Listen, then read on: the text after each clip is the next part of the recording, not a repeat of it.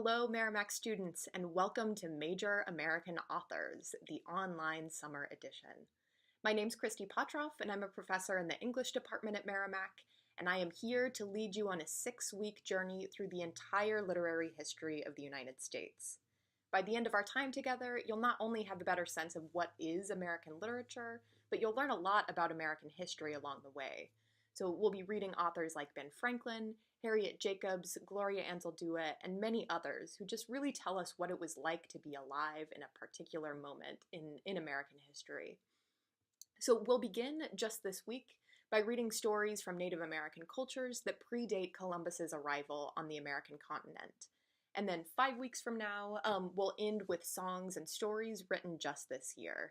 So in between, each week we'll focus on a different century of American literature, where we'll be reading texts by authors that are kind of representative of that moment. We'll hit the highs and lows of our country's history, and in doing so, we'll learn about who we are as a country by thinking about the stories that we tell. So in this short introductory video, I'm going to go over the syllabus, we'll talk through some of the course protocols, and then familiarize you with the Google Classroom site that's kind of our home base for this semester. So hopefully this will kind of clarify any of the questions that you might have about how the course is going to run, and I'll get a chance to tell you a little bit more about my expectations from you over our next 6 weeks together. So without further ado, to the syllabus. In the next couple of days, you should read over this closely. In this video, I'm just going to highlight a few key pieces of information, but if you do have any questions about anything that's here, please don't hesitate to email me or ask me any questions through the Google Classroom space. Halfway down this first page, you'll see that there's a course textbook listed here. So all of our readings for our 6 weeks are going to come from the Bedford Anthology of American Literature. But in short, even though all our readings are coming from this book, you don't need to buy it, so the textbook is optional. It's a really expensive book. It's also really bulky and big. If you're just taking this course for a requirement, I don't think you need to own this book. So I'll post all of our readings to the Google Classroom space in an attempt to, kind of keep the cost of this course down. So textbook optional there. And then moving further down to the course responsibilities. So basically what you need to do to succeed in this class. You'll see that there are 6 things. So first, as this is a literature class, you need to do the readings. So you'll see so on the schedule, the readings are outlined by the week, and you need to keep up with them in a timely manner. So these readings include, kind of typical traditional literary texts, but they also might include songs from an era or contemporary films that also reinterpret a given moment in U.S. history. So all of this, kind of is considered your readings for the week. I've tried to keep the page count down a little bit. It's between 40 and 50 pages. So try to keep up as the weeks move forward. Also accompanying your readings are video lectures. So I'll post weekly video lectures that really kind of give a sense of context about the text that you're reading. And the videos will range from 10 to 25 minutes. So you also need to watch those in addition to doing the readings. So then in terms of coursework, there are 4 things that you need to do. So there are weekly quizzes. So you'll see here, these quizzes are scheduled on a weekly basis, and they're due every Sunday. So these quizzes are open book, open note. Mostly they're multiple choice. Some cases are short answer. But they're things that you can do with a book open next to you, really just making sure that you're keeping up with the reading there. And each quiz then, so there are 5 in total, each one is worth 10% of your grade. So even though it's an easy task, each one is kind of worth a good chunk of the grade there. The next requirement is I give you 2 options to choose from. So either you can do a video conference with me, or you can write a short paper. So before the end of the semester, so anytime between now and June 28th, you can either meet with me for a 20-minute video conference in which we discuss 3 texts of your choosing, or you can write a 2 to 3 page analysis that basically kind of explains your readings of the text. If if your grade's a little shaky, if you've not done so well on the quizzes, you can do both for extra credit. So If you're not a big writer, you would definitely want to choose the video conference, and also if you're traveling or not available to do the video conference, then the paper is there as an option for you. The next assignment that you have in this class is a short one. It's a small thing that you need to do. During Unit 5, the 5th week of the semester, we're going to be reading contemporary texts. So if you look at the course calendar, which we'll go to in a minute, you'll see that there are three texts that we'll be reading, so 2 short stories and 1 music video. In addition to that, you will have the opportunity to propose a text that the class will read.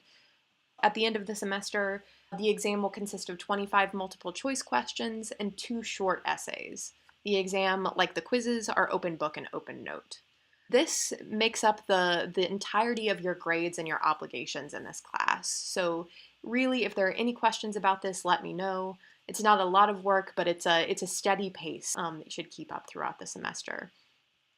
This is the home base for our whole course. This is where you'll find the quizzes, the syllabus, other course documents, and all of the readings. So if you haven't yet had a chance to look through this, make sure that you're familiar with the site, make sure you can find the readings, and you can find the links to the quizzes. So it's pretty simple, it's pretty intuitive if you've used any of the Google Suite before, but if you scroll down through the page, you'll find most of the documents you need. So here's the home base. It should look something like this. And you'll find the very first document in our course stream, as they call it, is the syllabus. So if you want to look over this a little bit more closely, you'll find that here. Then moving down, this is where you'll find access to all of our quizzes. The first quiz is up and alive if you're ready to take it. So you'll just click here. You won't see that side, that's the professor side. And then you'll find a link to American Literary Beginnings, the first quiz, and then you can go through and answer the questions there. Again, a reminder, this is completely open book. You can use any kind of notes. You can use whatever you find. So then moving back to the Google Classroom site, so the rest of the quizzes are down beneath this. I haven't uploaded all of them yet, but they should be there in the next couple of days. The next place that you'll need to go to find important information for this course is our shared Google Drive folder. So this is where you'll find the uploaded readings rather than the textbook. So if you look on the left over here, you'll see the Google Class Drive folder. So if you click on that, it should open up a different window, and then once you get there, these are all of the readings that you need for the course of the semester. So readings with the 1 in front of it are for Unit 1 for the first week of the semester. Readings for Unit 2 are listed like this, and so on. So you can download these, you can print them, you can read them online, whatever you like, but here are all the readings available for you. If you have any problems with the files, any questions about how to access this, please let me know. But you can find it, again, through the Google Classroom page, going to the Class Drive folder, and that's where you'll find it.